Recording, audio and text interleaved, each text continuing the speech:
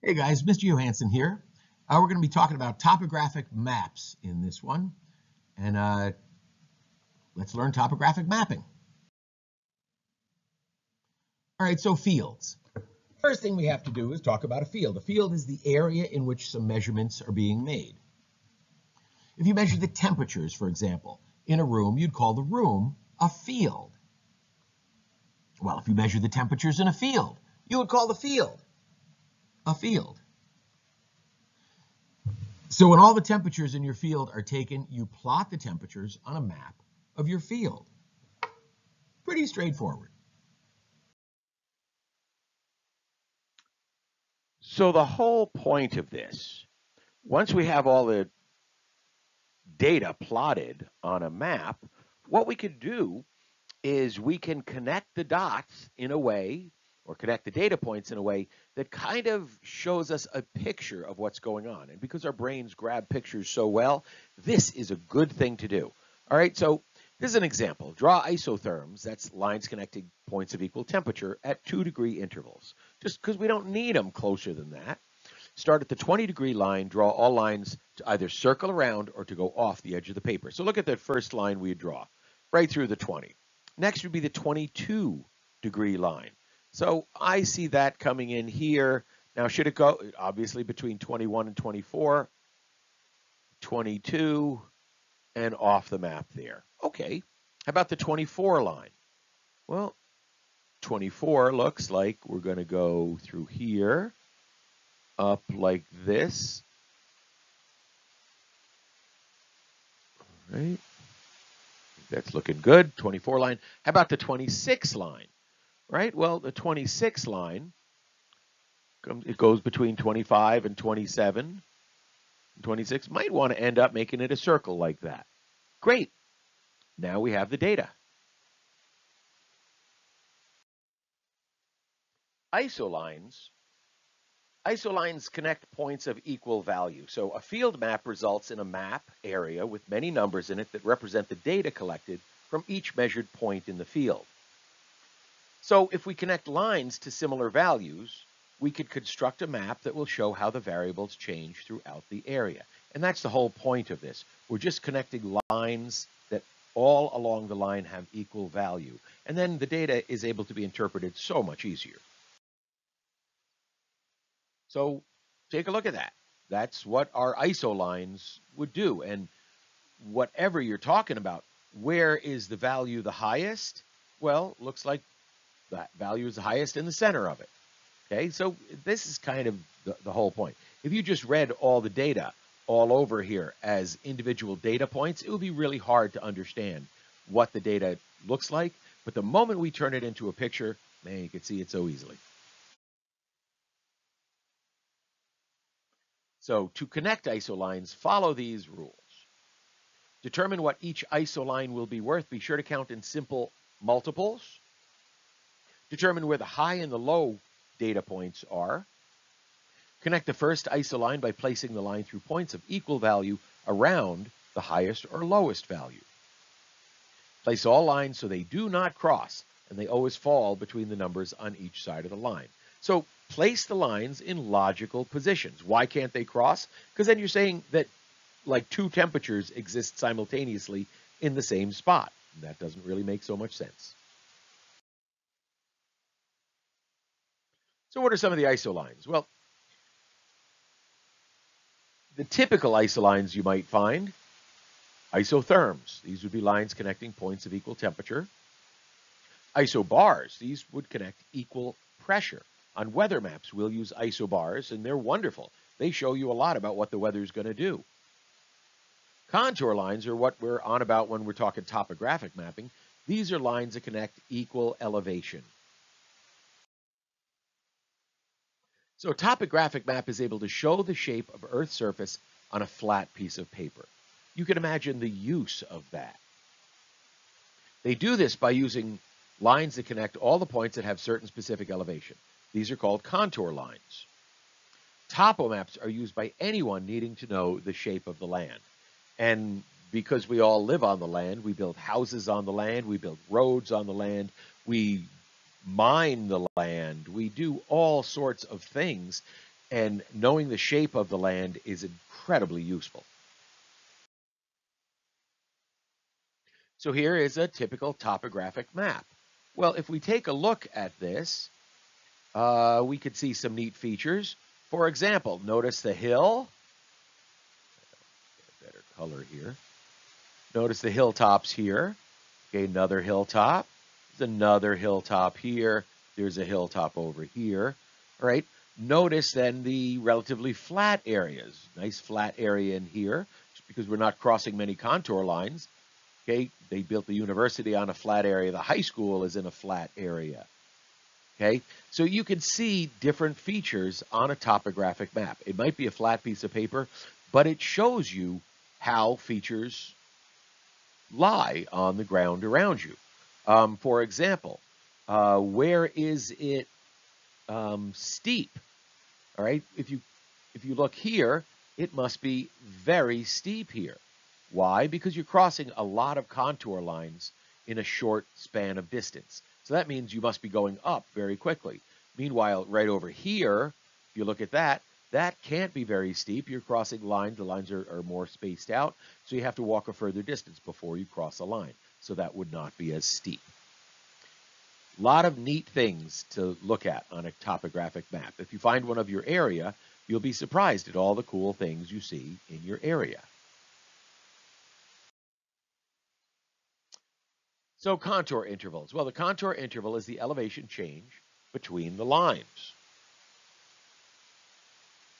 In steep places, we need a large contour interval, so the map is not completely colored in with contour lines. You could imagine on the Grand Canyon, would you use a 1-foot contour line? Well, the map itself would just be brown with those lines. You wouldn't be able to see any detail at all. So in a gentle place, use small contour interval, perhaps in a very flat area. Might make sense to use a 1-foot contour line. But in a place like the Grand Canyon where elevation changes so fast, you might want a 100-foot contour line. At the very start of contour lines, you have sea level. And wherever the ocean is touching the land, that would be the 0-foot contour line. The average ocean height between the tides would be the 0 contour line. Now, this is great. Look at this map here. If you take a look at this, the top map or the top diagram is exactly the same as the bottom topographic map. For example, look in this feature here, right? You see a stream going down the mountain. Well, look at what it looks like on a topo map. Notice all these contour lines. Notice what they do when they cross the stream. They all point upstream when they cross a stream. So now you know, just by looking at a contour map, which way a stream is flowing. It's flowing in the opposite direction of the V's. How the V's are when they cross it, they all point upstream. So the stream is flowing downstream. And if you look at the mountain here, the mountain is a fairly gentle gradient through here. And look at the contour lines. They're pretty well spaced out. Okay, it's not too steep there. Well, if we look at this other feature here, you can see entirely different stuff. How about the cliff right here, right? The cliffs right here, look at the way they look on a topo map. The topo lines really closely spaced together. And then you can see in this area over here, it's not nearly so crowded, that it's not nearly so steep, so the contour lines are not so crowded together here. All right, so this really makes so much sense when you start comparing them. Look at the cliffside right here, and you can see what that looks like, with the contour lines all crowded together in the same spot. All right, so when you look at an image like this, it really does show you how contour maps work. So when we talk about contour intervals, they must be simple counting multiples. What would a simple counting multiple be? Well, anything you can easily count, like 1, 2, 3, 4, 5, 6, 7, 8, 9, 2, 4, 6, 8, 10, 12, 5, 10, 15, 20, 25, 30, 10, 20, 30, 40, 20, 40, 60, 80, 50, 100, 150, 200, 250, like that. 100, 200, 300, all of that. How about threes? Would 3 be a good contour? Well, 3, 6, 9, 12. The fact that I'm counting it slower shows that it's not a good contour interval. 4s, 4, 8, 12, 16, 12. I'm not fluid. I have to keep adding, so it's not just coming out of me. So those would be poor contour intervals, and we would never use them. 1, 2, 5, 10, 20, 50, 100, 200, 500. That's the only contour intervals used in the U.S. What might the Grand Canyon use? If you said 100, 200, 500, you are correct. The mythical land of Kansas. What might Kansas use? Kansas is so flat, maybe 1, 2, 5. Do you even need contour lines in Kansas? Well, now think about it. Even in a super flat place, doesn't it rain? Do you want to build your house where all the water accumulates? So even in a very flat place, maybe even and especially in a flat place, you'd really want contour maps. So if we take a look at this, all right, what can we see from this? Well, try this idea. What is the contour interval between 500 and 600? In other words, each line is worth how many feet? We're not telling you on this. You have to figure it out. So why don't we just take a guess? So call it a 5-foot interval. This would be 500, 505, 510, 515, 520, 600. I don't think that works. All right, how about a 10-foot? 500, 510, 20, 30, 40, 600. Doesn't work. How about a 600-foot, or I'm sorry, how about a 20-foot contour line? Try that. So 500, 520, 540, 560, 580, 600. I think we have found our contour interval. Now, that being said, what is the elevation at these 2 points? That would be the question. Well, at XA, you're at, down here, you're at 500, 520, 540, okay, 560, 580. So that's how you'd answer those questions.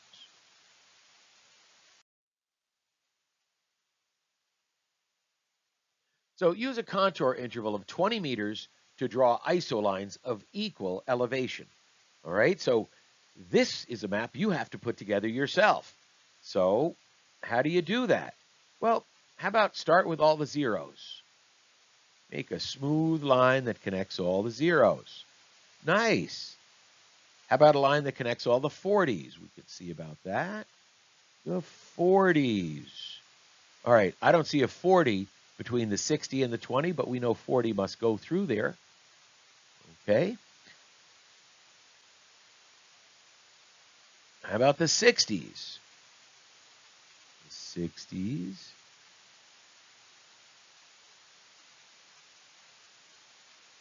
Maybe like that. Then what about the 80s? Well, this map is going to do something funny, and I know it's going to do something funny. So the 80s do like that.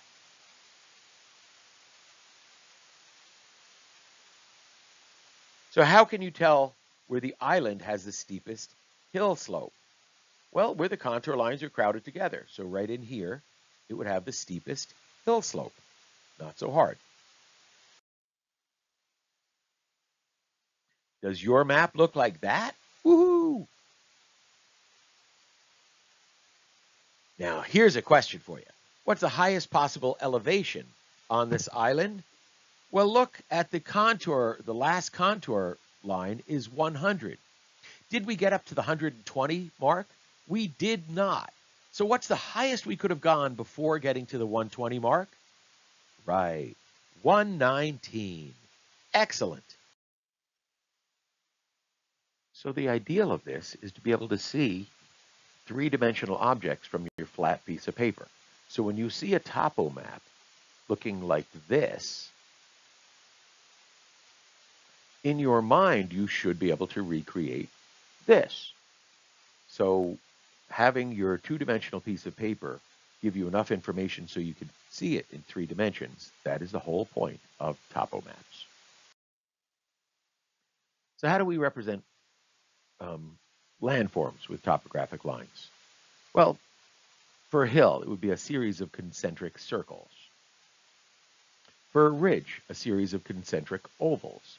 So maybe a hill would look like that. A ridge would look more like that. A cliff? Well, think about a cliff. That's in one spot. If I take one more step forward, I'm going to slowly but surely, actually not too slowly, cross all the contour lines on my way down. So that's a place where all the contour lines can actually be touching because it represents that in this spot, all the different elevations are simultaneously. So a plane would be very few lines far apart. A valley, like I showed before, a series of V's, one in another, and the V's point upstream. So here is a bunch of different contour situations we have here. Here's your hilltop. Notice nested circles, one inside another. Look at your stream, the V's all pointing upstream as you cross it. Look at a ridge where you have a lot of lines close together here. Look at the cliffs right at the edge here. Right, the cliffs with all the lines basically touching each other show that it's pretty much straight up and down there. All right, so this is how we represent the world on topographic maps. You're going to have to numerically find the value of slope. So slope shows you the steepness of the land. It's steep when the lines are close together. The slope is gentle when the lines are far apart. The gradient is actually the numerical value of the slope. So there's a formula for the gradient in your Earth Science reference table. So the idea, look at that. So we have rise over run. Rise is going to be measured in meters or feet. Run is going to be measured in kilometers or miles. So slope would be in feet per mile or meters per kilometer. And so that's just showing if you go forward a mile, on average, how many feet do you go up? That would be your slope. So the gradient is a measure of how fast the elevation changes with distance. A mountain would have a steep gradient, and a plain has a very gentle gradient. So let's do a problem. If the elevation drops 100 meters in 4 kilometers, the gradient would be found by dividing 100 meters by 4 kilometers. So 100 meters by 4 kilometers, what does that equal? 25 meters per kilometer, right? Means for every kilometer of ground distance, the elevation would change on average by 25 meters. So a nice sample problem. You can see the formula, slope, is the difference in elevation divided by the distance between the points. So if on this problem, we have the 980 contour line to the 480 contour line. The distance between them is 4 kilometers. So 980 meters minus 480 meters over 4 kilometers. So 980 minus 480, that's 500 meters in 4 kilometers. Just do the division, and you end up with 125 meters per kilometer.